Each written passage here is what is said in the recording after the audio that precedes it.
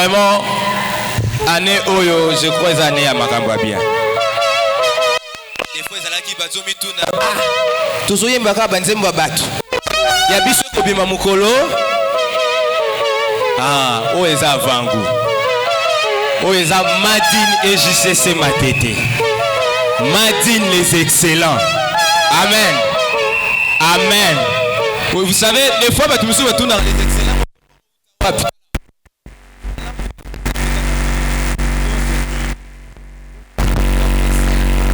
Abenga bisobi visio uti panzam. Eza yemoko l'évêque Paulin Yuang. Groupe comme on a les excellents. Ils ont les élites. Mais il y a habité. Tous en a vision, il y a excellence. Tous en a ma femme excellente.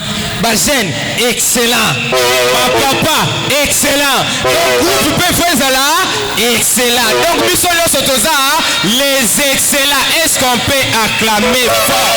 On peut faire pousser des cris de joie excellentes pour Dieu. Alléluia. Amen. Amen. Voilà, ça va pas pour la wana egosenga peka soutien na yo. Moi studio Frébé Tama, enregistrement, moi $100 na yo PC ou ça la mabete. Tant que tu bexaka ya libanda mona 1800 to pesaka. Alors il y a biso moko pe faut ça nini. To soutenir. Ceux qui après prière les appellent à moi Nicodème moko ko ya déjà bandi. Nzamba ko pambola yo. Na lobe loko. Là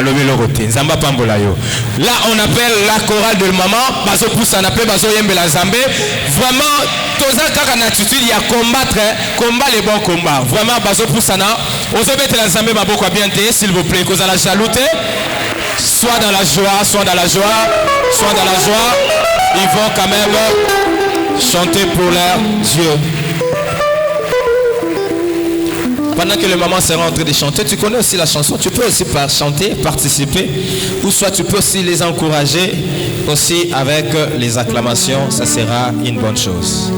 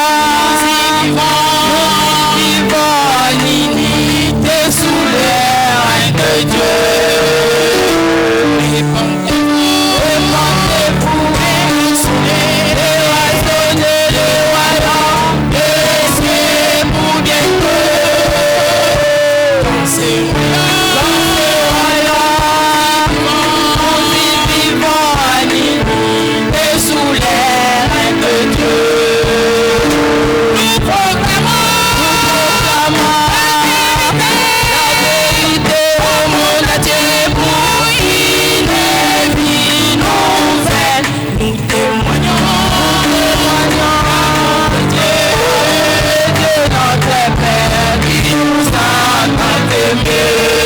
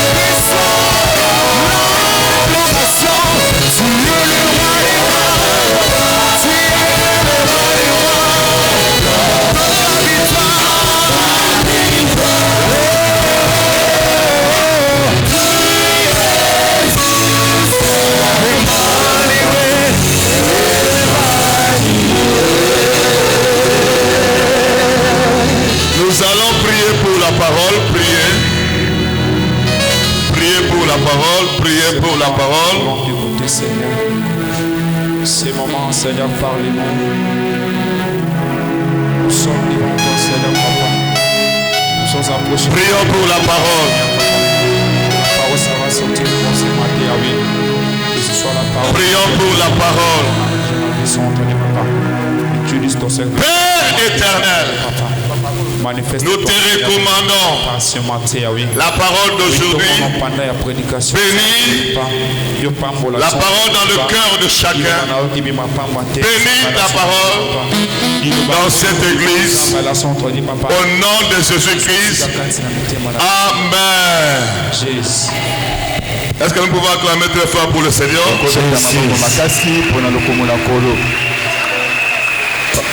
Aujourd'hui, on va danser.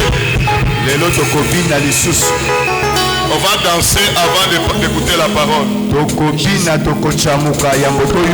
Parce que ça, on va clôturer le séminaire avec joie.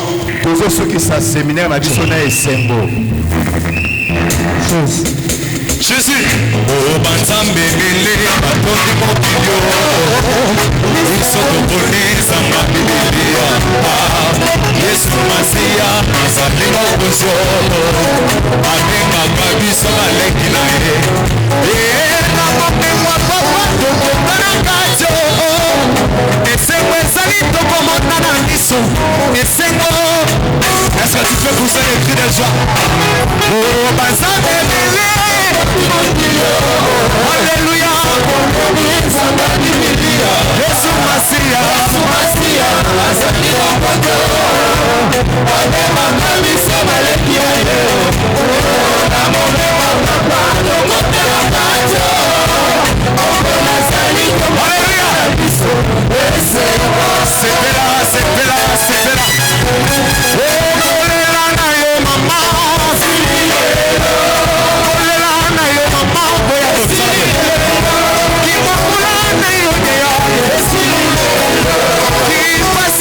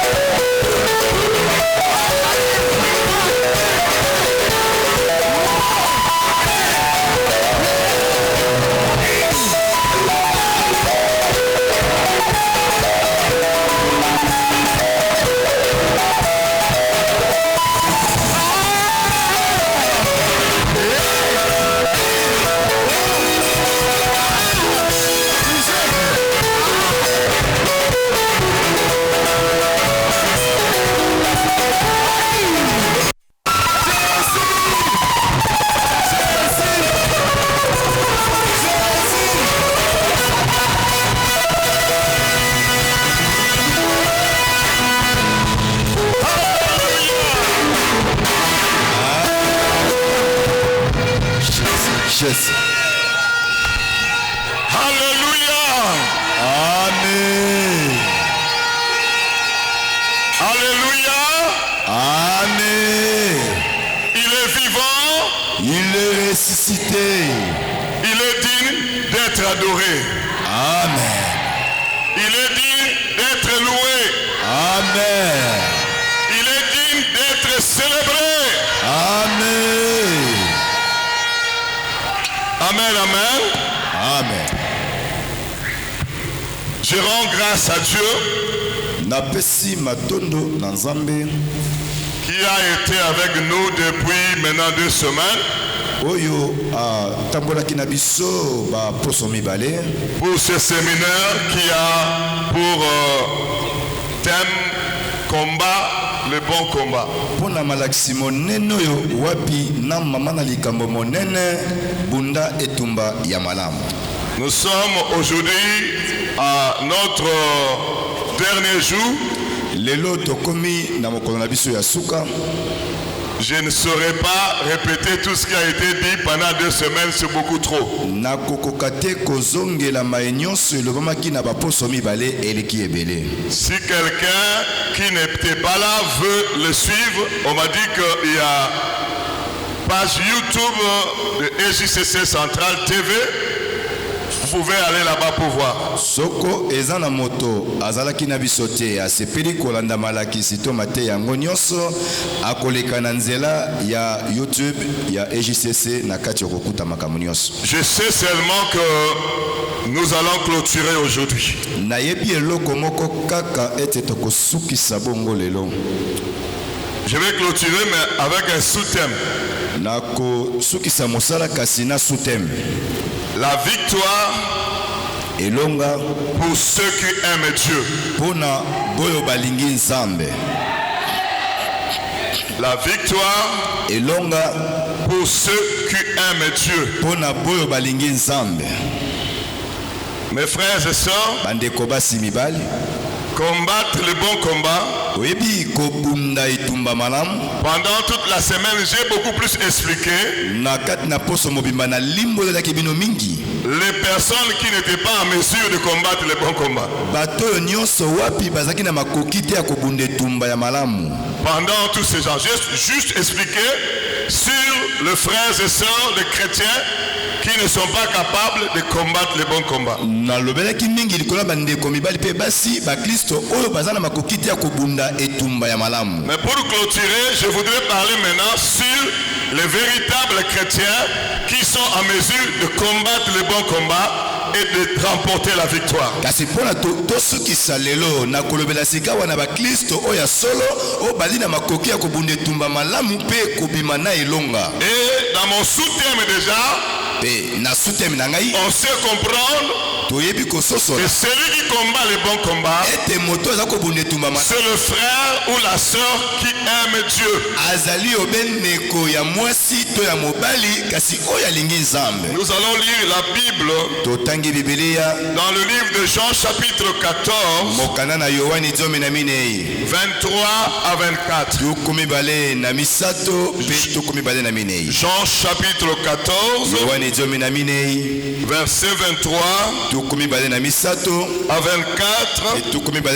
C'est là où nous allons commencer la lecture. Jean 14.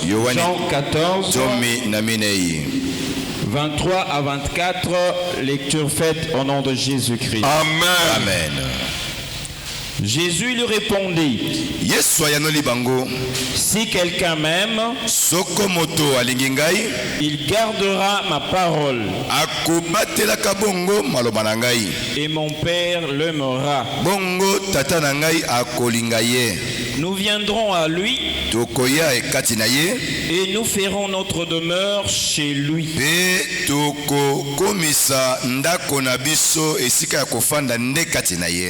Celui qui ne m'aime pas ne garde point mes paroles.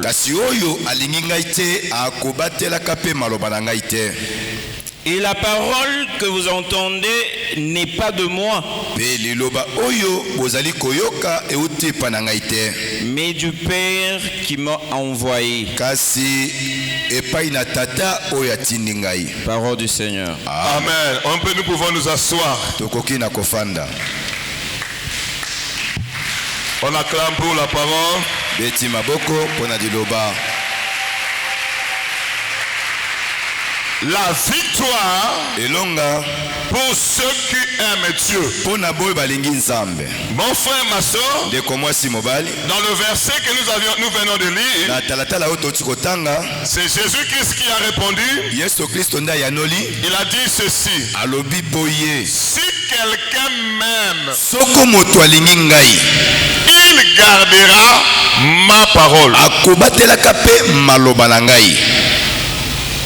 Et mon Père l'aimera. Pe tata na ngai akolinga ye. Nous viendrons à lui Biso tokoya kati na ye. et nous ferons notre demeure chez lui. Bongo tokokomisa bongo ndako to efandelo na biso nde kati na ye. Mon frère, ma soeur, Ndeko na ngai ya mwasi pe ya mibali. la vie chrétienne, Oyebi bombo ya mokristo du début jusqu'à la fin, ebandeli kino suka. même la Bible du début jusqu'à la fin, Et la Bible ya nebandeli pe kino suka. ce qui fait la force de ce que nous lisons dans la Bible, Omoni oyo esalaka makasi na oyo tokotanga na Biblia. c'est l'amour. Eza bolingo. Alléluia. Amen. Nous devons aimer premièrement Dieu. Sengeli tolingana no liboso nzambe. La Bible dit nous l'aimerons, nous devons l'aimer de tout cœur, Sengeli tolinga ye na motema mobimba. de toute âme, Na molema mobimba. toute force Na bokasi na biso et mobimba. de toute pensée. Pe na mabanzo na biso mobimba. Et si tu es un enfant de Dieu, tu prétends être un enfant de Dieu, Kasi soki okanisi tozalaka mwana na nzambe, mais tu n'aimes pas le Seigneur, ata kolingaka nkolo te. c'est un problème sérieux. Eza likambo monene. Nous sommes venus ici Toyaki awa parce que nous aimons Dieu. po ete tolingaka nzambe. La victoire, Elonga c'est pour les gens qui aiment Dieu. eza kaka mpona bo balingi nzambe. Mais nous devons l'aimer comme la Bible nous recommande de le faire. Kasi esengeli tolinga nzambe ndenge biblia ekosenga biso kosala. Personne n'a le droit d'aimer Dieu à sa manière. Moko te ana ndingisa kolinga nzambe ndenge Nous alingi. devons l'aimer Esengeli tolinga nzambe de tout na cœur, motema mobimba, toute âme, na molema mobimba, toute na force, bokasi mobimba, toute pensée. na mabanzo na biso mobimba. Mais ici, le Seigneur Jésus-Christ dit, Kasi awa nkolo yesu akoloba boye. comment maintenant comprendre que cette sœur, ce frère, cette servante de Dieu ou ce serviteur de Dieu aime Dieu? Ndenge nini sika wa toko koyeba ete moto songolo ndeko ya mwasi ya mobali mosali na nzambe ya mobali to ya mwasi alingi nzambe. Le Seigneur Jésus-Christ dit, Nkolo yesu kristo alobi si quelqu'un m'aime, soko moto alingi ngai il gardera ma parole. ya kobatelaka mpe bongo liloba na ngai. Tu peux prétendre aimer Dieu, Oki komimona ete olingi nzambe. mais si tu ne gardes pas la parole du Seigneur Jésus-Christ, Kasi soko obatelaka te maloba na yesu kristo, il sait que tu l'aimes pas. ye ayebi ete olingi na yo ye te. Si quelqu'un m'aime, Soko moto alingi ngai il gardera ma parole. akobatelaka mpe liloba na ngai. Il gardera ma parole. Akobatelaka mpe liloba na ngai. Il gardera ma parole. Akobatelaka mpe liloba na ngai. Il gardera ma parole. Akobatelaka liloba na ngai.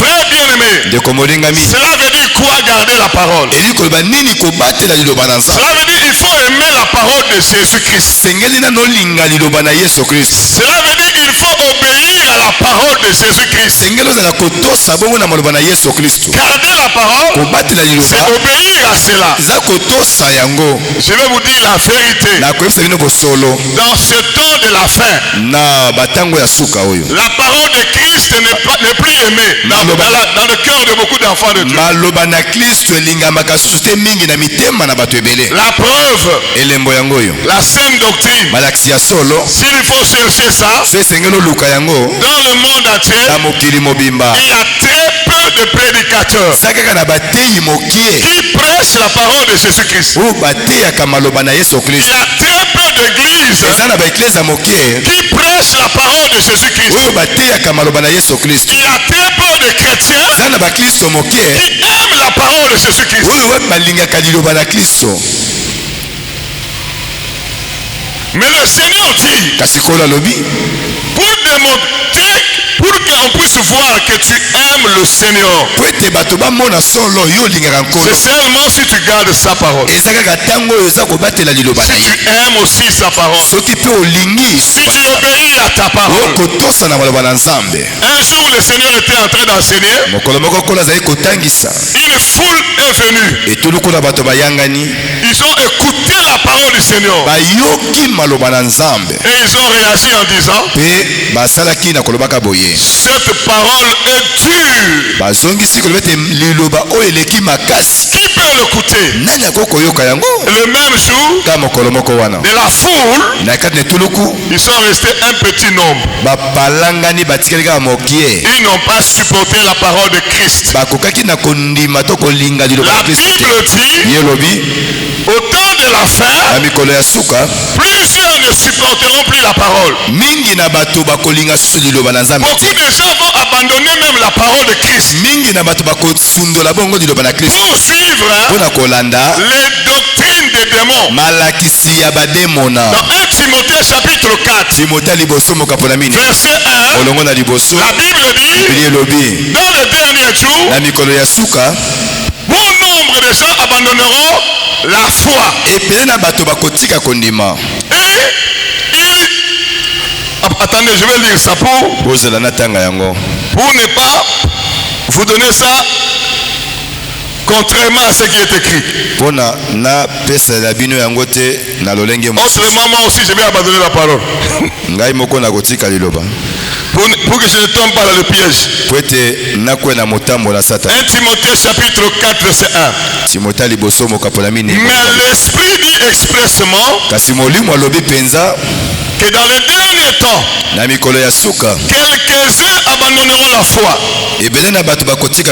pour s'attacher à des esprits séducteurs et à des doctrines de démons.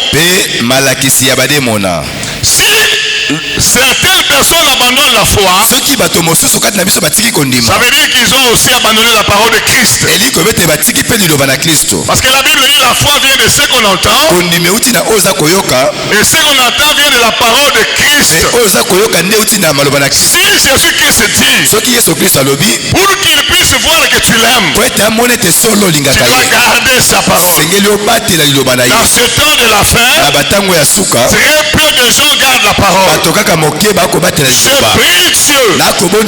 Et aujourd'hui, Dieu nous accorde tous l'amour de la parole de Jésus-Christ. L'amour de la parole de Jésus-Christ. L'amour de la parole de Jésus-Christ. La parole du Seigneur Jésus-Christ, même si ça te fait du mal, au final ça finira par te faire du bien. Alléluia. Amen. Même si les gens se moquent de toi, parce que tu as décidé de rester dans la parole de Jésus-Christ, au final les gens qui se sont moqués de toi vont désirer être là où tu seras. Ceux qui veulent obéir à la parole de Christ, la Bible dit, mon Père l'aimera. Tu gardes la parole de Christ, le Père t'aimera. Et il a dit encore, et lui et le Père viendront faire leur demeure en toi.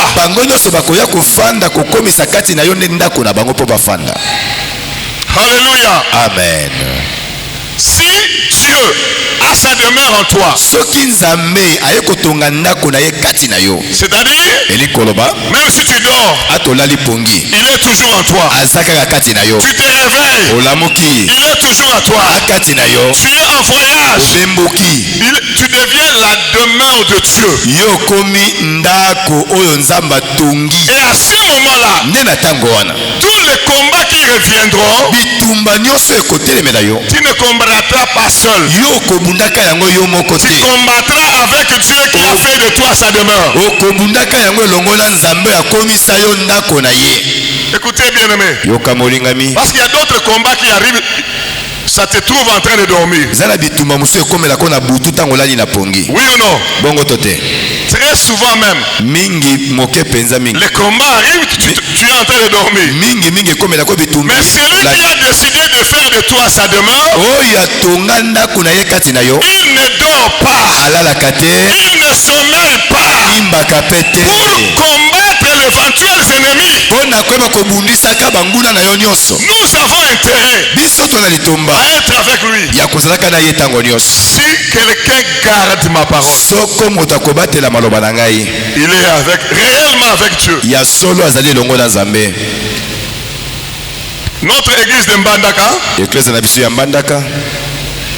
je suis allé là-bas parce que les voleurs sont venus tuer les dirigeants de l'église. Ils dormaient dans la permanence. Ils ont 3 chambres. Une chambre de 2 dirigeants. D'autres, le sœur. Une autre chambre et un jeune frère. Les voleurs sont venus nus. Sans vêtements. Avec les instruments pour tuer. Ils ont vu les dirigeants. Ils avaient l'idée de les tuer tous les deux. Pour que l'église soit fermée. Apparemment, le feu est allumé là-bas. Ça dérange la sorcellerie. La magie. Dans la ville de Mbandaka. Ils ont vu 2 personnes dedans. Quand ils ont avancé pour tuer, il y a un mur qui est sorti. Il y a un mur. Ils ne comprenaient pas. Ils avaient des torches. Ils ont commencé à torcher. 10 minutes. Ils ne voient rien. 15 minutes. Ils ne voient rien. Pourquoi? Parce que ces serviteurs avaient Dieu en eux. Si l'Éternel fait de toi sa demeure, tu ne combattras pas seul. Tu combattras avec lui. Même si tu dors, lui ne dort pas. Lui ne sommeille pas. Pourquoi il ne dort pas? Pour défendre ta vie. Je suis en train de prier que tu gardes la parole de Dieu. Pour que tu continues à être demeure de Dieu. Et aucun combat ne te surprendra. Même si tu dors, même si tu te réveilles, tu peux ou ne pas dormir. Tu es éveillé. Un combat peut venir sans que tu sois au courant. Oui ou non? Mais lui, il sera toujours au courant. Et il combattra toujours pour toi. Nous devons aimer Dieu. Quand on aime Dieu, on garde la parole de Jésus-Christ. On garde jalousement cette parole. Pour clôturer le témoignage, quand je suis allé, Dieu m'a dit, il y a une délivrance que tu dois faire là-bas. Quand je suis arrivé, j'ai commencé à faire la délivrance de la sorcière. C'est elle qui me dira maintenant. Ils ont envoyé 7 personnes nues. Parce qu'ils ont fait les réunions dans le monde de ténèbres. Détruire l'église. Tuer les 2 bergers. Et ça va faire de bruit dans la ville.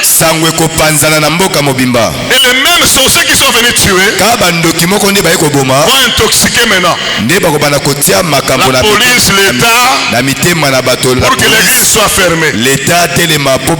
La sorcière en question était là. Ils ont envoyé les 7 démons. Elle était là avec tous les sorciers de la ville. Ils attendaient que Ce démon-là peut tuer. Mais le Dieu qui ne dort ni ne sommeille, il a fait sortir un mur. Je prie Dieu. Toi qui aimes Dieu, dans tous tes combats, si tes ennemis arrivent, ils trouvent toujours un mur. Un mur.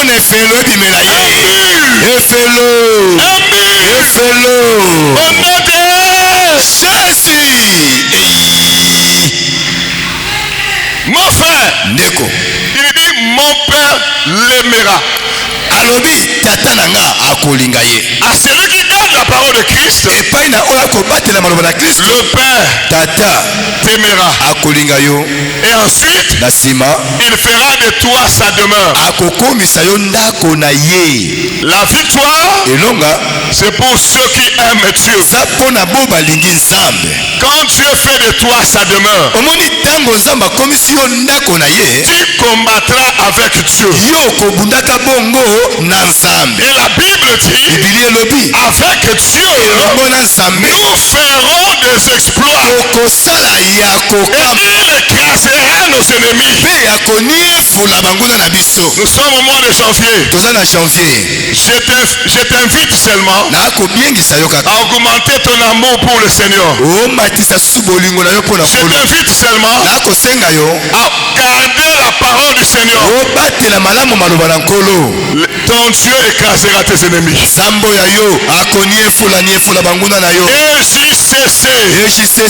Ton Dieu dans cette année écrasera tes ennemis. Au mois de février, il écrasera tes ennemis. Au mois de mars, il écrasera tes ennemis. Au mois d'avril, il écrasera tes ennemis. Au mois de mai, il écrasera tes ennemis. Au mois de juin, il écrasera tes ennemis. Au mois de juillet, il écrasera. Au mois d'août, il écrasera. Au mois de septembre, il écrasera. Au mois d'octobre, il écrasera. Au mois de novembre, il écrasera. Au mois de décembre, il écrasera.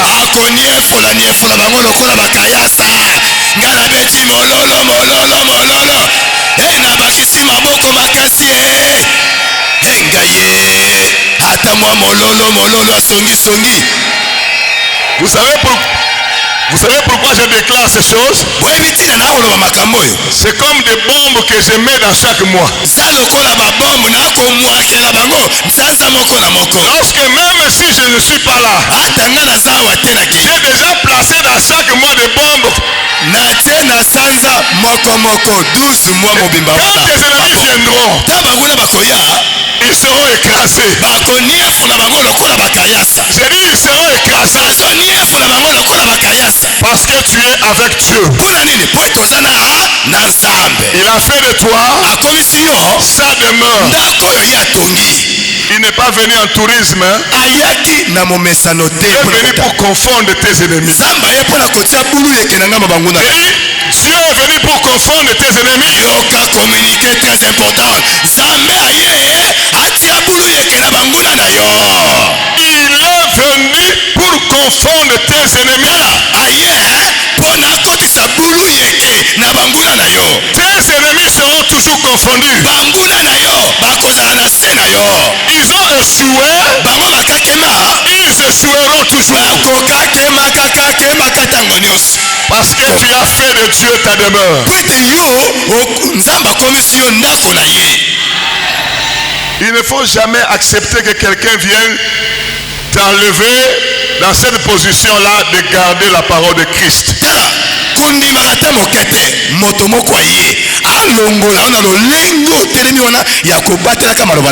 Reste dans l'obéissance de la parole. Même si rien ne semble marcher, même si les souffrances t'accablent, la Bible dit les souffrances du temps présent ne sont pas comparables à la gloire à venir. Il y a une gloire à venir qui t'attend. Alléluia. Alléluia. Amen. Je suis en train de dire Alléluia. Amen. Amen, amen, amen. Amen.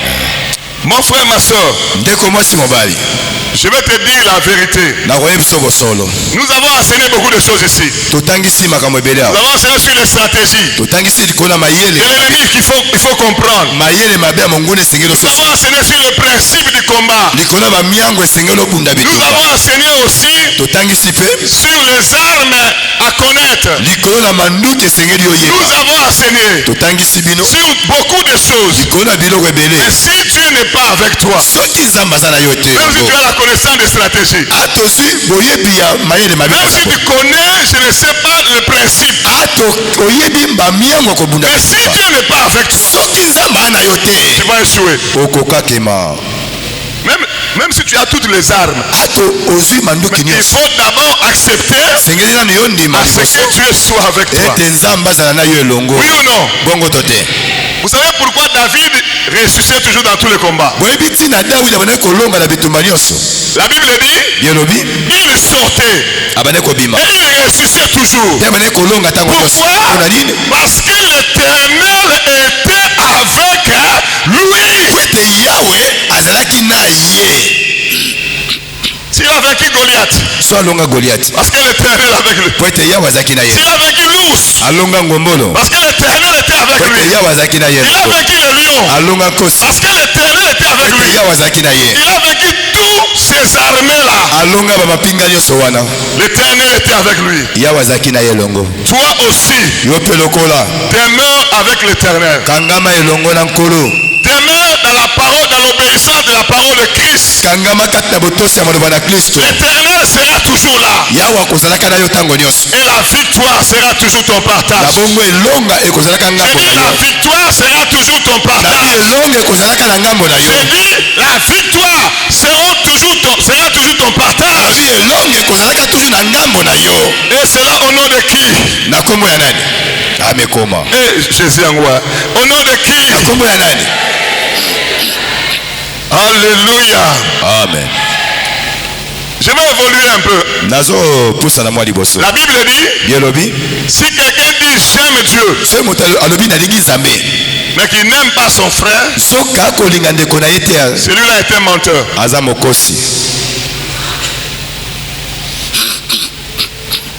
Si quelqu'un dit j'aime Dieu et qu'il n'aime pas son frère, c'est un menteur. Ça veut dire quand nous disons que nous aimons Dieu, nous devons aussi aimer nos frères. Et JCC, tu ne peux pas prétendre aimer Dieu si tu n'aimes pas ton frère. 1 Jean chapitre 5. 1 Jean chapitre 4, pardon. 1 Jean chapitre 4 verset 20. Je lis au nom de Jésus-Christ. Amen. Si quelqu'un dit j'aime Dieu et qu'il haït son frère, c'est un menteur. C'est un menteur. C'est un menteur. C'est un menteur. C'est un menteur. Car celui qui n'aime pas son frère qu'il voit,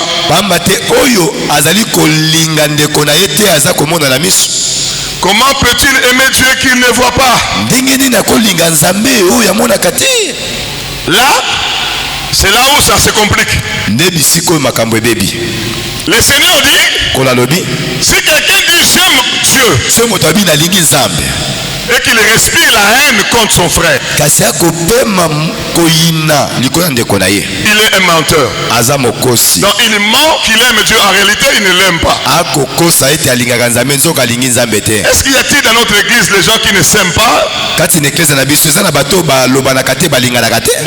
je viens de la Belgique, mais je ne sais pas s'il y en a ici les gens qui ne s'aiment pas entre eux. Est-ce qu'il y a-t-il dans notre communauté communauté, les gens qui ne s'aiment pas entre eux. Même chorale. Mais ils ne s'aiment pas. J'avais mes enfants en Europe, hein, ils chantaient même chorale. Et il y avait un enfant qu'on donnait souvent, quand on chantait, elle sortait et elle faisait des vocales.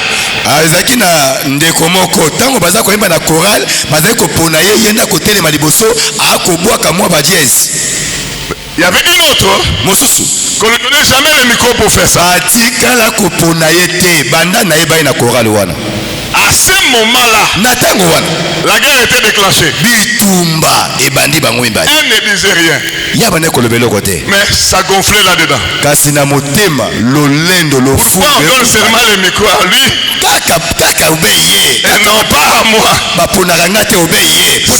C'était débordé la goutte d'eau qui a déversé. C'était un jour. On lui a posé, on lui a donné, si c'est une question seulement qu'on lui a posée. Elle s'est fâchée d'une manière extraordinaire. Bongo et Yanuapesa abimisi baline belé. Comment appeler? Pasteur, il y a un problème. Pasteur, il y a quoi comme problème? Likambonini. Ngane kobako. Yende motonga koba. C'est-à-dire, là nous avons su que elle est fâchée parce que nous donne jamais le micro.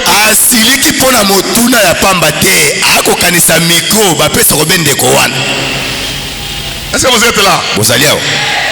Ce n'est pas seulement les choristes. Dans l'intercession aussi. C'est le protocole aussi. Pourquoi seulement lui on lui donne à côté là-bas chez le pasteur? Mais moi on me met toujours là.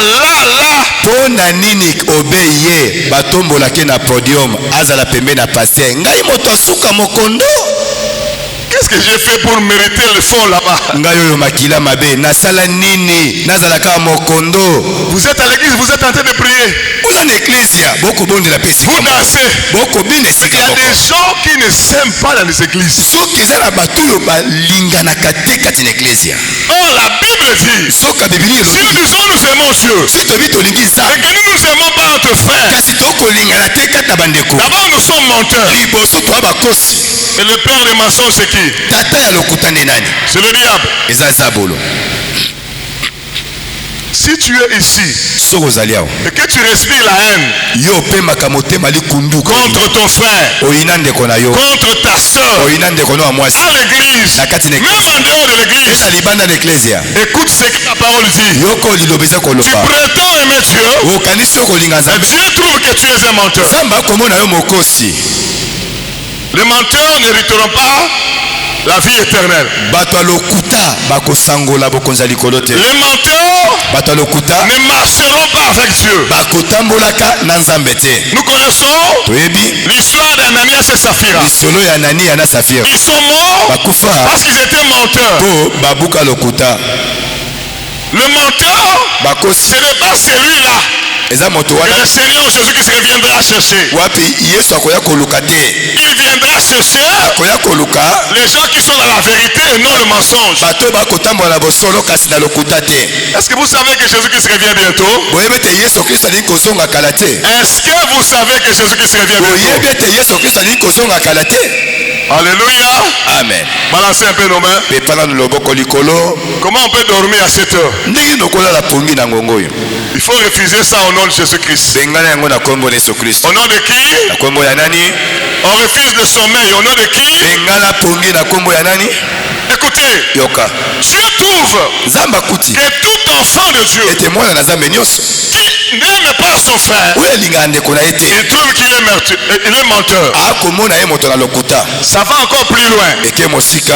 Dans le livre de 1 Jean chapitre 2. 1 Jean chapitre 2.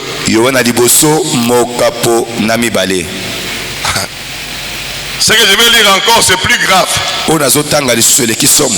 La Bible dit ceci. 1 Jean chapitre 2 au verset 9. Celui qui dit qu'il est dans la lumière lumière. Oyo akolobeti azako tambola kati na pole. Et qui est son frère. Kasi akoinaka ndeko na ye. Est encore dans les ténèbres. Azali nano koumela kati na molili. Oh. La Bible dit il est encore dans les ténèbres. Azali nano na kati na molili. Là-bas on a dit il était menteur. Kuna babi aza mokosi. Ici on dit il est encore dans les ténèbres. Awa babi azali nano kotambola na molili. Verset 10. Zomi. Celui qui aime son frère Oyo alingi ndeko na ye demeure dans la lumière. Azali koumela kati na pole. Et aucune occasion de chute n'est en lui. Pe ata nzela moko ya kobeta libaku moko. Je prie. Na kobondela nzambe. JCC aille de frères et sœurs qui s'aiment entre eux. JCC na bandeko mibali pe ya basi oyo bakolingana kati na bango. Ils veulent pas. Oboye, hein? Je suis en train de prier. Azali kobondela nzambe. Et JCC aille de frères et sœurs bana na bandeko mibali pe ya qui basi s'aiment entre eux. bakolingana mingi bango na bango. Qui s'aiment de l'amour du Seigneur. Balingana na bolingo ya nani? Ya nzambe. La Bible dit, Bible lobi, celui qui aime son frère oya kolinga ndeko na ye demeure dans la lumière. akoumela kati na pole. Demeure dans la lumière. Akoumela kati na pole. Demeure dans la vérité. Akoumela kati na bosolo. Et aucune occasion de chute n'est en lui. Ata libaku moko ya mabe ekoko koya likolo liboso na ete. Mais celui qui est son frère Soka oya koina ndeko na ye est dans le ténèbre. aza kotambola kati na molili. Il marche dans les ténèbres. Akotambola kati na molili. Et il ne sait où il va. Bongo akoyeba te bipai nini akokende. C'est terrible, hein? Eza somo. Il ne sait où il va. Ami yebite bisika nini akokende. Parce que les ténèbres ont aveuglé ses yeux. Pwete milili tu nezipi miso na ye. Aujourd'hui, Lelo si tu respirais la haine, obane kopema motema li je prie koina na kobondela nzambe. que la puissance de cette parole Ete nguya maloba oyo te libère. ebimisa yo. Te libère. Ebimisa yo. Te libère. Ebimisa yo. Te libère. Ebimisa yo. Et que ton cœur Pe motema na yo puisse se repentir. eyambola. Et que tu puisses chercher la réconciliation avec ton frère. E ozongisa boyokani malamu na ndeko na yo. En demandant pardon. Na kosakaka ye bolimbisi. Parce que Po si tu continues comme ça, la Bible dit, soko okobika bongo Biblia elobi tu ne sais pas là où tu vas. okotambola na molili kasi okoyeba te bipai okokende. Aujourd'hui, avant de sortir ici, Lelo ya moto bimao je prie Dieu na obondela nzambe. que nous puissions être Tozala des frères et sœurs bandeko mibali pe basi qui respirent l'amour. oyo bakomi kopema bolingo. Qui respirent Bakomi l'amour. kopema bolingo. Qui respirent Bakomi l'amour. kopema bolingo. Qui respirent Bakomi l'amour. kopema bolingo. Au nom de qui? Ya nani? Parce que la victoire, Po elonga c'est pour ceux qui aiment Dieu. ezalaka mpona bo baya kolinga Mais nzambe. lorsqu'on aime Dieu, Ntango olingi nzambe on doit également aimer son frère. sengeli mpe olinga ndeko okomona. On doit aimer son prochain. sengeli olinga moninga na On ne yo. peut pas dire qu'on aime Dieu oloba te te olingi nzambe si on n'aime pas son frère. soki okolinga ndeko oza komona te. Alléluia. Amen. Alléluia. Amen. Je suis en train de dire Alléluia. Amen. Que ton cœur aime Dieu. Tika ete motema na yo elinga nzambe. Que ton âme aime Dieu. Molema na yo elinga nzambe. Que tes pensées aiment Dieu. Kanisi na yo elinga nzambe. Que ta force aime Dieu. Kasi na yo elinga nzambe. Parce que quand tu aimes Dieu, Potango olingi nzambe Dieu est avec toi. nzambe na yo elongo. Et Dieu a établi un certain nombre de choses. Mpe nzambe asi amilengela mwa eteni ebele ya makambo. Il a préparé un certain nombre de choses. Asi alengela mwa makambo ebele Dans le combat spirituel, na kati ya bitumba molimo pour ceux qui l'aiment. mpona bato bakolinga ye. Le dernier verset que je vais donner, talatala ya suka oyo nakopesa et on va commencer à déclarer des paroles, mpe tokozala kotatola et on va bokoloba. commencer à expliquer dans la profondeur. 1 Corinthiens chapitre 2. Kolimbola na mozindo bakolinta liboso mokapo na mibale. 1 Corinthiens chapitre 2. bakolinto ya liboso mokapo nango na mibale. Écoutez ce que Dieu a réservé pour ceux qui aiment Dieu. yoka makambo oyo nini nzambe alengeli mpo na bo bakolinga nzambe. C'est ce qui va arriver pour toi cette année. nde mai kokomela yo na mobu oyo ya sika. Toi qui aimes Dieu. yo oyo olingi nzambe. 1 Corinthiens chapitre 2. Bakolinta liboso mokapola mibale. Verset 9 à 10. Molongo na libwa kino na zomi. Je suis en train de lire au nom de Jésus-Christ. Amen.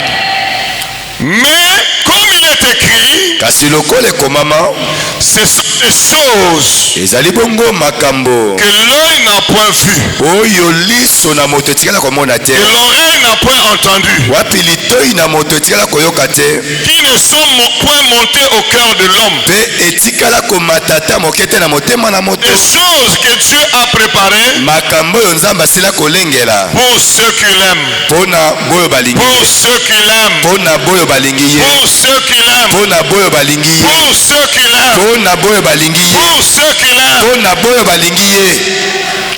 Dieu nous les a révélés Zamba talisi biso yango par l'esprit, na nzela ya molimo, car l'esprit sonde tout, pamba te molimo nde ayebaka nyonso, même les profondeurs de Dieu. ezala bongo babozindo na nzambe. Parole du Seigneur. Amen. On acclame pour la parole. Ti maboko pona liloba. Écoutez, yoka 1 Corinthiens chapitre 2 9 à 10 nous dit, kolinta liboso mokapola mibale libwa pe zomi elobi na ce sont des choses za makambo oyo que l'œil n'a point vu, liso na moto etikala komona te, l'oreille n'a point entendu, litoi na moto etikala koyoka te, qui ne sont montés au cœur de l'homme, etikala mpe komata na motema na moto te, mais kasi des choses que Dieu a préparées makambo oyo nzambe asila kolengela pour ceux qui l'aiment, mpona boyo balingi ye, pour ceux qui l'aiment, mpona boyo balingi ye, pour ceux qui l'aiment, mpona boyo balingi ye, pour ceux qui mpona l'aiment. boyo balingi ye.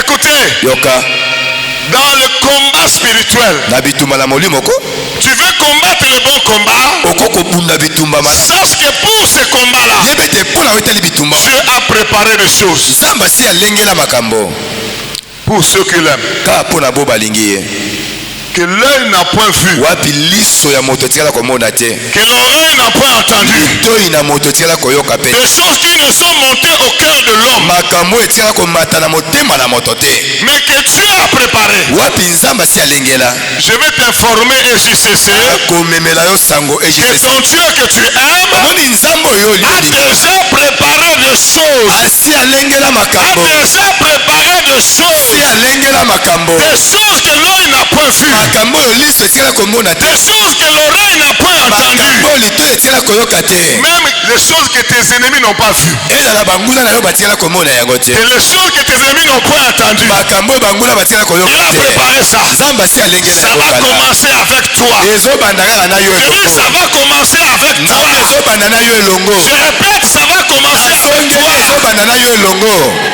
Même dans l'ancienne alliance, ezala boyokani ya kala, ceux qui ont aimé Dieu bo balinga nzambe ont vécu aussi des choses que l'œil n'a point vues. babika mpe makambo oyo liso etikala komona te, Ont vécu aussi des choses que l'oreille n'a point entendues. babika mpe makambo oyo litoi etikala koyoka te.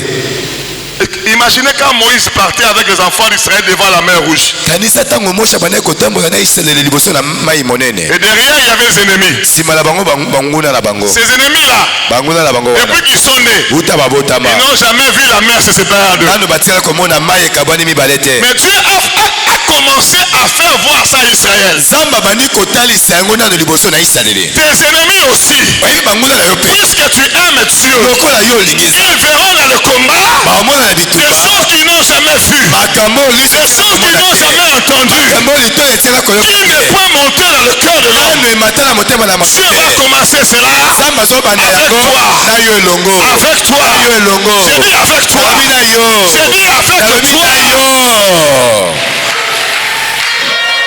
Même des choses que toi-même tu n'as jamais vues. ela makambo oyo yo moko mpe otikala komona te, Ça va commencer avec toi. ezobandela na yo. Les enfants d'Israël, bana isalaele les trois compagnons de Daniel, baninga misato ya daniele on les a jetés dans le feu. babwaka bango na moto, Et ces gens-là, bato wana de Babylone, na babilone ils n'ont jamais vu trois personnes marcher dans le feu. nano batikala komona te bato misato kotambola na moto, Ils n'ont jamais vu une quatrième deuxième personne venir dans le feu. Mais Dieu a commencé cela parce que ces gens-là ont aimé Dieu. Puisque tu aimes Dieu, des choses que l'homme n'a pas vues dans cette année 2024 faut commencer avec toi. Faut commencer avec toi. Je ne sais pas s'il m'écoute. Faut commencer avec toi.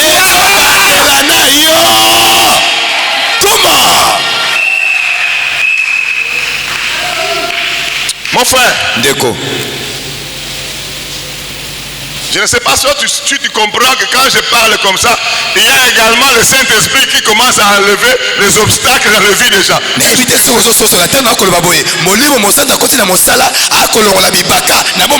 L'armée céleste aussi entre en action pour enlever ce qu'il a enlevé. Pour préparer pour ton compte des choses que l'œil n'a jamais vues, que l'oreille n'a jamais entendu, qui n'est même pas monté dans le cœur de l'homme. Je dis, ça va commencer avec toi. Ça va commencer avec toi.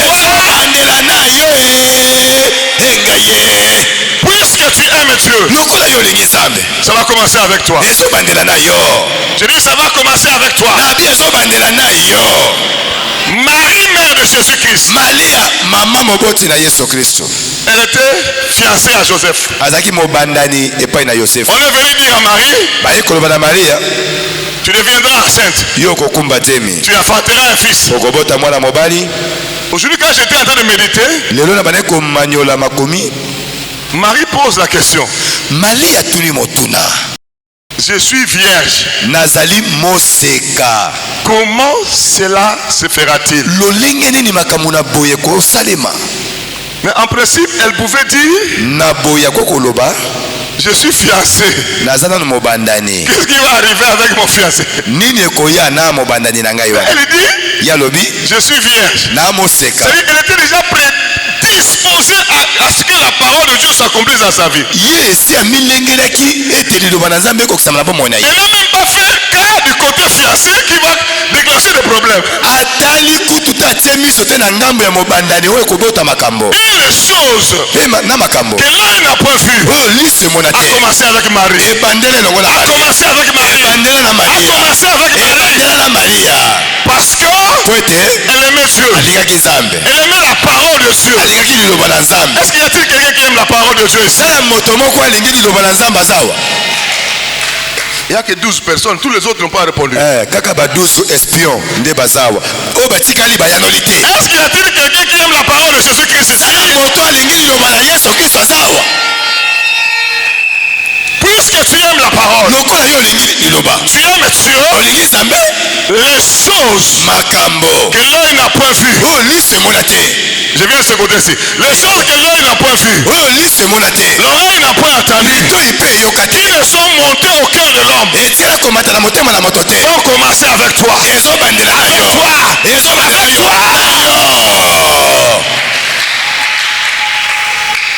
Une fois, j'ai quitté Paris pour rentrer chez moi en Hollande. J'étais en train de rouler dans ma voiture. J'arrive à Rotterdam, dans la ville de Rotterdam. Pour entrer dans la ville, il y a le fleuve. Fleuve Rhin. Il y a un grand pont. C'est-à-dire, quand je dis un grand pont, quand la voiture tombe, ça ne va pas tomber directement dans l'eau. Hein? Ça va faire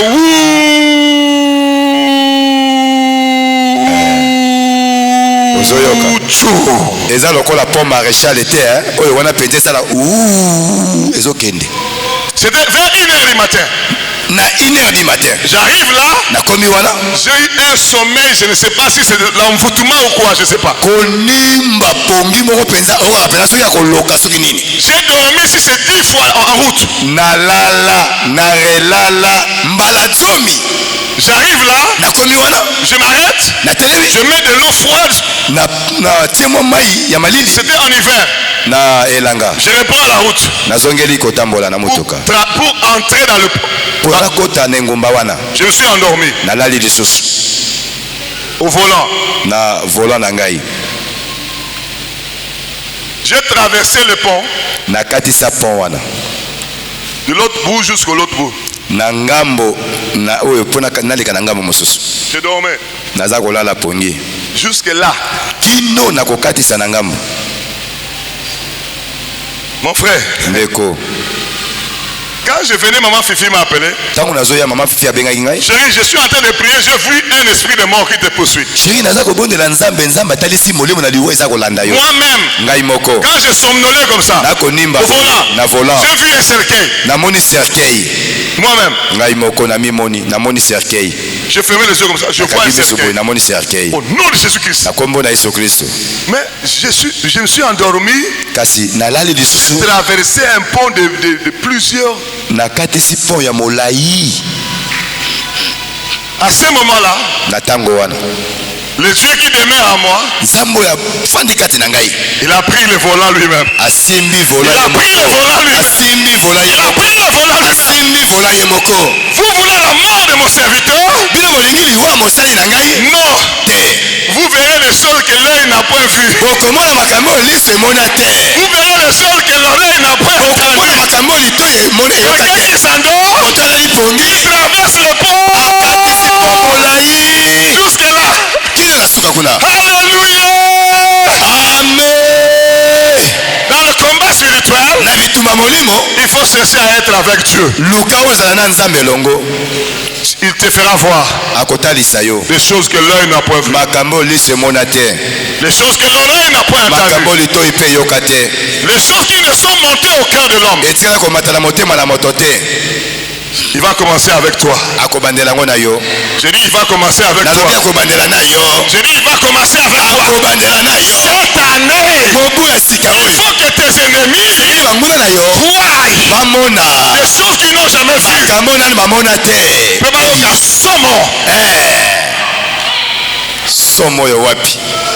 Alléluia. Amen. Je suis en train de dire alléluia. Amen. Mon frère, quand vous lisez les actes des apôtres, les apôtres ont vécu des choses extraordinaires que l'œil n'a point vu, l'oreille n'a point entendu. Oui ou non? Une fois ils étaient en train de prier, la terre a tremblé. Une fois on est jeté dans la prison, les anges sont descendus de la prison. Ouvrir toutes les portes. Est-ce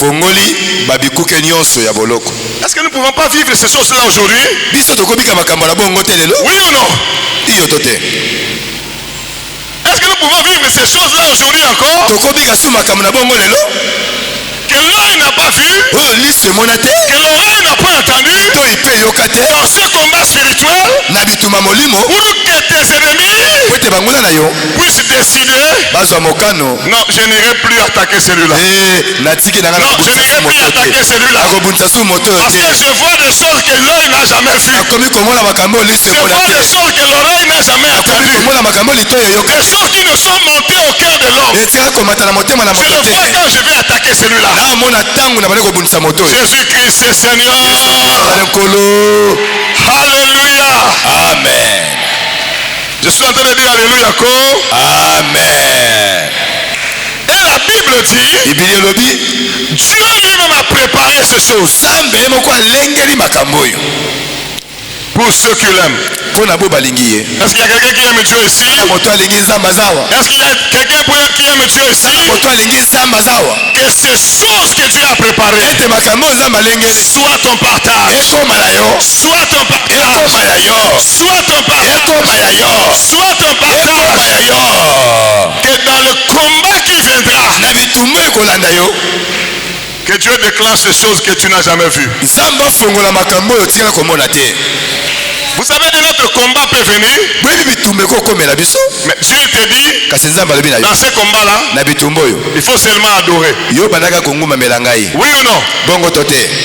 Nous avons vu ça dans la Bible. 2 Chroniques chapitre 20. Dieu les a dit seulement adorer. Et la victoire a été donnée, oui ou ou non? te longue epesamelaki bango bongo to Un autre combat peut venir. bituma mosusu ekokomela Dieu yo te dit ici, nzambe abi awa fais la prière d'autorité. banda kobengana bademona Oui ou non? bongo to te C'est-à-dire, il faut que cette intimité-là soit avec le Seigneur. esengeli bolingo to boyokani malamu na nzambe wana ezala na yo Pour que tu vois des choses que l'œil n'a point vues, po ete oyeba komona makambo oyo liso emona te que l'oreille n'a point entendues, makambo oyo litoi eyoka te qui ne sont montées au cœur de l'homme. etikali komata na motema na moto te La Bible dit, bielobi Dieu les a déjà préparés. nzambe asi alengela yango Tu n'as plus à chercher. yo kolukaluka te Il les a déjà préparés. nzambe asi alengela yango Je prie Dieu naobondela que nzambe ces choses-là descendent dans ta vie. makambo wana ekitela bomoi na yo Que ces choses-là descendent dans ta maison. makambo wana ekitela ndako na yo Que ces choses-là descendent. makambo wana ekitela yo Il a déjà préparé ça. po nzambe asi alengela yango Puisque ton cœur l'aime, lokola motema na olingi que ça soit déclenché dans ta vie. yango elanda bomoi na yo Alléluia.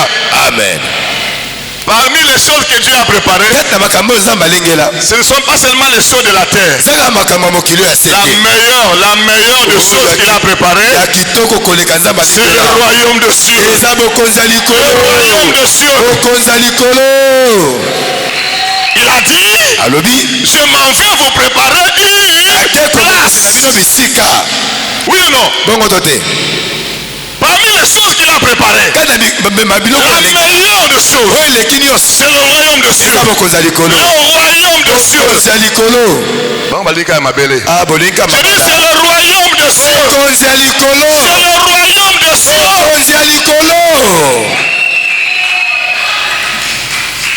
Nous vivrons éternellement là-bas. kuna tokobika seko na seko Là-bas, kuna il essuiera nos larmes. akopangusa pisoli na biso Là-bas, kuna nous mangerons la manne cachée. tokolia mana oyo akoba Là-bas, kuna nous chanterons un cantique nouveau. koyemba loyembo ya sika Pendant que nous serons dans la joie. ntango tokozalaka suta Ceux qui kosepela n'aiment pas Dieu po balingi nzambe te vont se retrouver dans le feu éternel. babwakama na moto ya libela Je prie que ça ne soit pas toi. nakobondela nzambe ezala yo te na ngambo ya Je nzambe prie que ça ne soit pas toi. nakobondela nzambe ezala yo te Que la parole d'aujourd'hui liloba ya ntongo lelo prenne ta vie ekamata bomoi na yo pour mettre ta vie mpona kokotisa bomoi sur na la yo liste de ceux qui aiment Dieu. na kati na nzela Ceux qui aiment Dieu. po balingi Et nzambe ceux qui aiment po Dieu balingi nzambe et qui gardent la parole de Christ. bakobatelaka maloba na kristo Parce que toi là, po yo il a préparé de grandes choses. si alengeli mpo na yo makambo ya minene Là au ciel kuna na lola et sur la terre. awa na mokili Là au ciel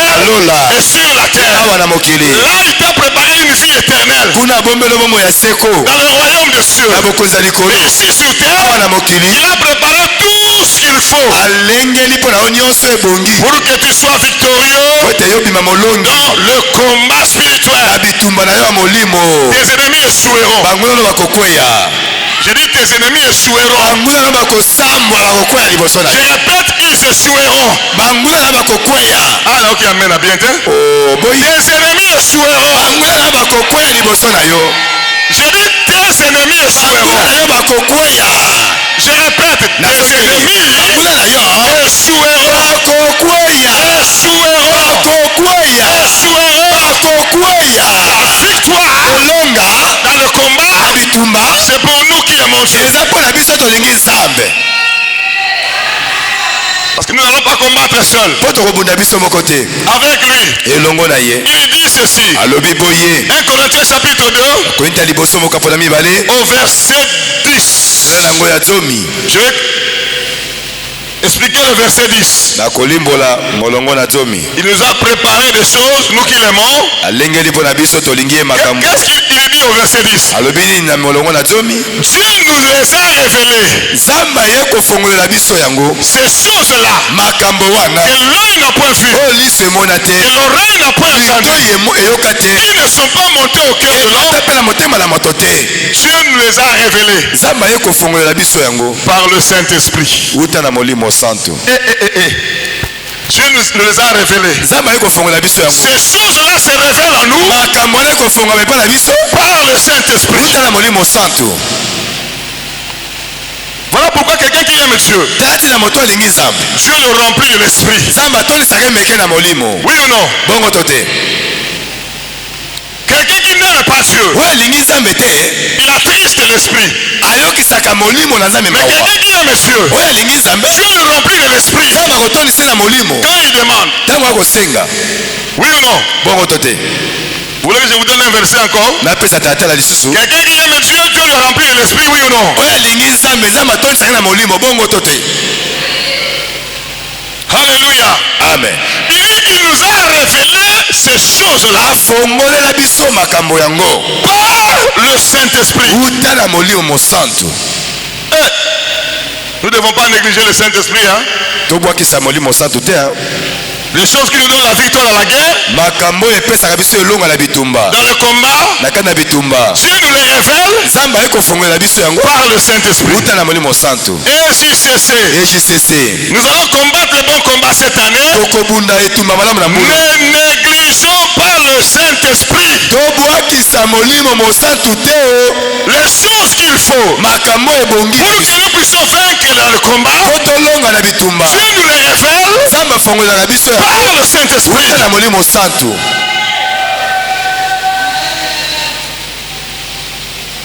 Les ennemis veulent attaquer demain. Dieu te révèle ça. Tu comprends. Et tu fais échouer.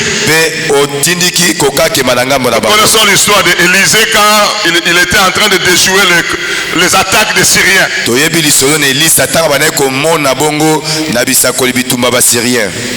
Lorsqu'il venait, Élisée par le Saint-Esprit, il savait déjà tout ce qu'il voulait faire.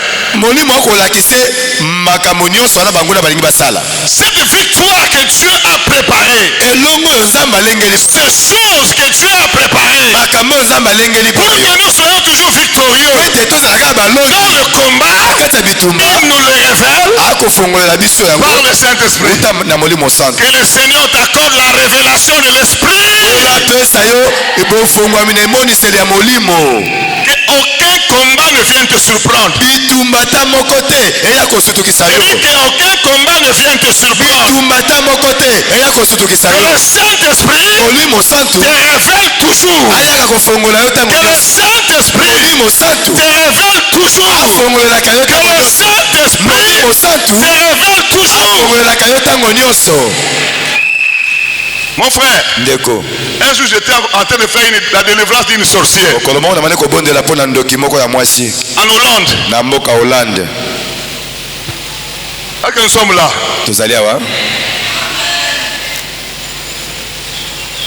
La sœur n'était pas une sœur en Christ, mais Dieu nous a révélé qu'elle était sorcière. Et sa famille m'a donné pour que je prie pour elle. Elle est venue une fois. Je lui pose la question, elle commence à mentir. Je dis, tu ne dis pas la vérité. Rentre. Elle est venue pour la deuxième fois. Elle a encore menti. Je dis, ce que tu dis là, c'est pas la vérité. Rentre. Il y avait des écarts. Des semaines. Alors que la fille en question, dans sa prostitution, elle était grosse. Quand elle venait là, elle avait déjà la grossesse. Mais la famille n'était pas au courant. Elle n'était pas non plus délivrée encore. Elle allait toujours dans la sorcellerie. Les sorciers se sont entendus. Puisque ce pasteur-là fait toujours ta délivrance, il ne veut pas abandonner. Il t'attaque toujours pour la délivrance. Lorsqu'on va te demander qui est l'auteur de la grossesse, dis seulement c'est pasteur bienvenu. À l'époque, maman Fifi était encore en Afrique. J'étais moi-même là-bas. J'étais en train de prier. J'ai vu une vision. On m'expliquait tout ce que je vous dis là. En fait, je voulais négliger même la vision. Je dis, est-ce que c'est possible? Mais je suis allé vers... non. j'ai encore rencontré la sorcière pour la délivrance. On finit de prier. Je dis, Dieu m'a fait voir quelque chose. Je vis, vous étiez en réunion avec le sataniste. Et on te dit de m'accuser faussement que je suis l'auteur de la grossesse. Elle a sursauté. Oh! Hein? Pasteur, comment tu sais ça? Elle a commencé à pleurer. Effectivement, c'est vrai. Moi, elle était étonnée. Moi-même aussi, j'étais étonné. Parce que j'ai commencé à réfléchir. Si elle avait libéré cette phrase-là dans la ville. Et puis ils ont bien calculé. Hein? Il faut dire à ta grande sœur là qui est motive. Commence par elle. Elle va piquer même une crise. Allez, ça va faire autre. J'ai dit à ma femme, nous ne devons pas négliger la communion du Saint-Esprit. Ça peut te sauver un jour dans le combat spirituel. Parce que Dieu nous révèle les choses par l'Esprit. Hier, j'ai prié pour une soeur, elle a dit, pasteur, j'étais en train de voir beaucoup de choses et j'ai dit à Dieu de fermer mes yeux pour que je ne voie plus. Moi, j'ai dit,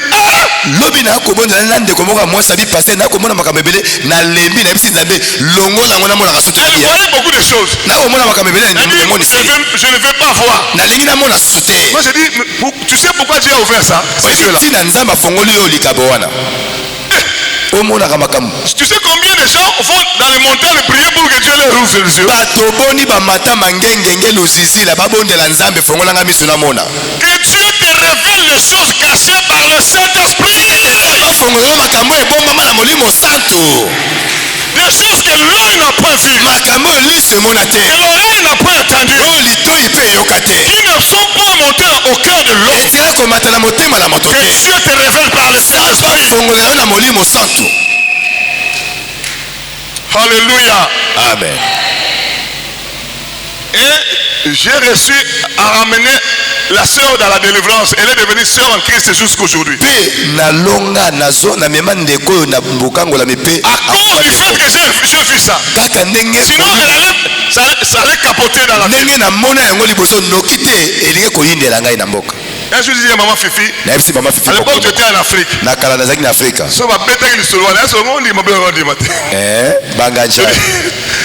je dis, chérie, j'allais pas accepter. Tu allais dire, peut-être l'hiver. C'est mon mari. Alléluia. Amen. Le Saint-Esprit nous révèle. Que le Saint-Esprit te révèle. Les choses que Dieu a préparées pour toi dans le combat spirituel. Alléluia. Amen. Pourquoi il a dit qu'il nous révèle par l'esprit? Et la Bible dit, pour clôturer, l'esprit sonde tout. Pourquoi il nous révèle par le Saint-Esprit? Parce que le Saint-Esprit sonde tout. Il sonde les plans de tes ennemis. Il sonde tout. Il sonde tout ce que le diable a proposé pour faire pour cette année. Le Saint-Esprit sonde tout. Que le Saint-Esprit en toi puisse sonder tout.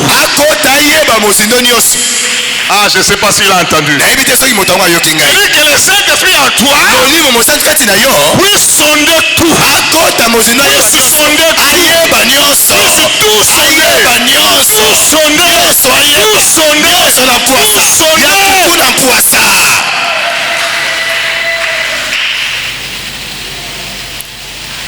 L'ennemi aussi, quand tu vois tout ce qu'il veut faire, monguna petanga komona nyoso il devient affaibli. Nyoso oyako kosala yo si omoni alembi. Tu verras tout ce que l'ennemi cherchera à faire contre yo toi. kozala komona kama miango nyoso monguna kani kosala pona yo.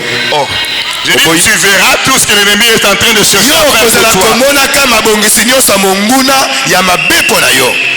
L'esprit en toi sondera tout. Molimo mosantu kati na yo akoyeba ba miango nyoso wana.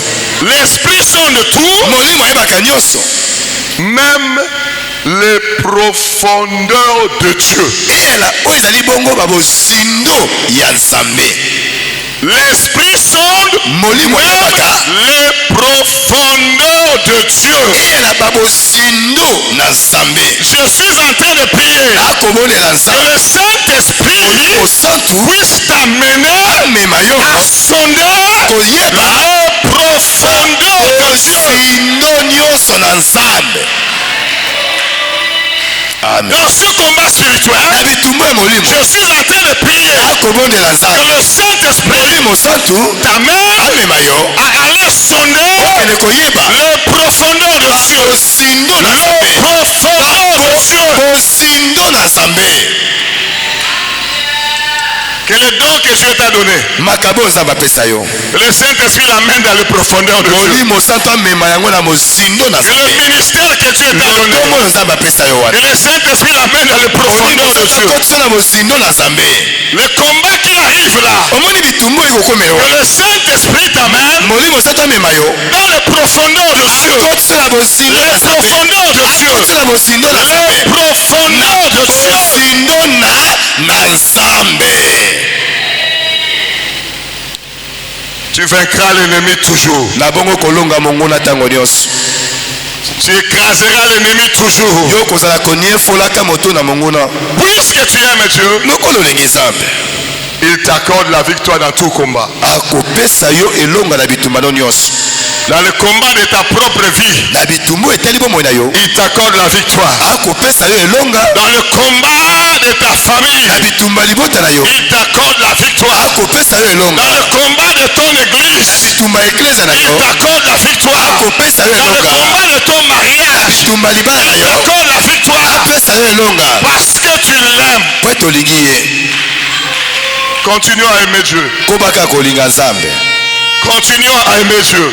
Kobaka kolinga Nzambe. À garder les paroles de Christ. Tobatela maloba na Kristo. Et le Saint-Esprit entrera en action Bongo molimo sata kokota na mosala. pour que les choses que l'œil n'a point vues, Po ete makambo oyo liso emona te. ce que l'oreille n'a point entendu, Oyo litoyi eyoka te. ce qui n'est pas monté au cœur de l'homme, Nano emata na motema na moto te.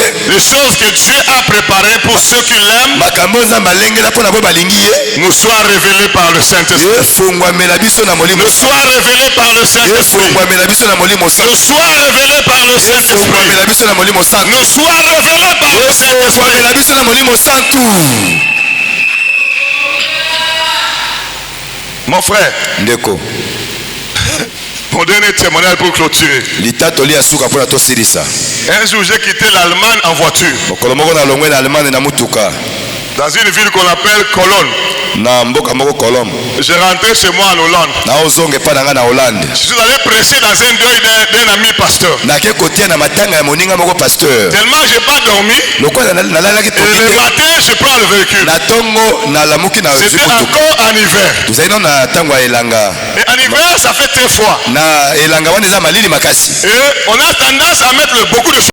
Mingi mingi totiaka mwa moto. Alors que lorsque tu mets beaucoup de chauffage, il y a le sommeil qui te prend. Tango pe omatisi moto makasi pongi pe eza koya. Et en Allemagne, on roule souvent 180. Si tu veux 200, c'est toi qui veux. Na Allemagne batambolaka na vitesse ya 180 olingi 200 obakisi Même ndeko. tu veux 220 si tu veux. Olingi 220 matali yo. C'est à toi de voir. Yo nde pona. Je roulais à vive allure. Nga natambolaki na vitesse ya makasi. J'ai encore dormi. Nalali lisusu. Cette fois-ci, ce n'était pas le pont. Mbalo ezaki ponte. J'allais vers un grand béton là-bas. Nazokende penza na beton moko monene. Tous les sorciers étaient dans la joie.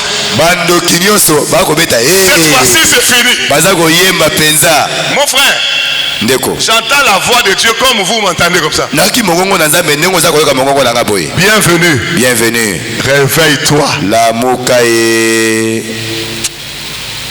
Mon frère, nous devons aimer Dieu. Quand tu aimes Dieu, il va te révéler des choses que l'œil n'a point vu, l'oreille n'a point entendu, et qui ne peut monter au cœur de l'homme. J'allais cogner un grand béton. Je ne pense pas que j'allais survivre. Bienvenue. Bienvenue. Réveille-toi. Tel que vous entendez comme ça. J'ai ouvert les yeux. J'ai seulement mis le volant comme ça.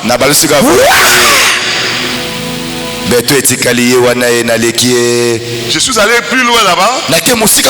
Il y avait une station. Je me suis arrêté. J'ai commencé à adorer Dieu.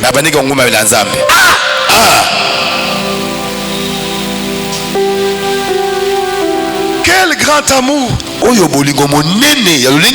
C'est lui qui m'aime. Il gardera ma parole.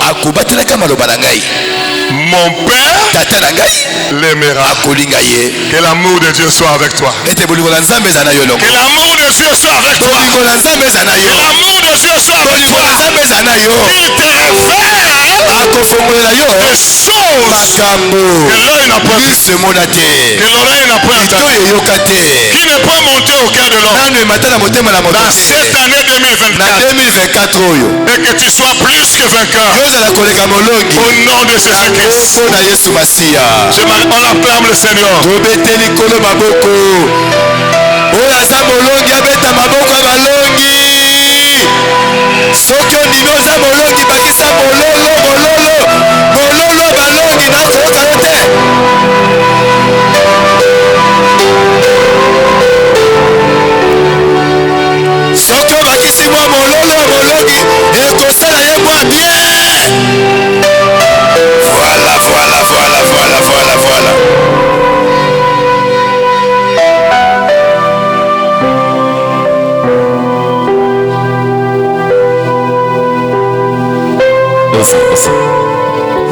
Que l'éternel Dieu te bénisse.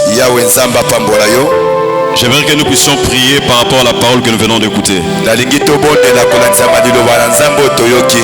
J'aimerais que tu dises à Dieu qu'il te donne son amour dans ton cœur. Que tu puisses l'aimer de tout ton cœur. J'aimerais que tu dises à Dieu, commence à prier. Commence à dire à Dieu, Seigneur, j'aimerais que ton amour demeure dans ma vie. Oui, dis à Dieu cela. Seigneur, aide-moi ce matin. S'il te plaît, Père.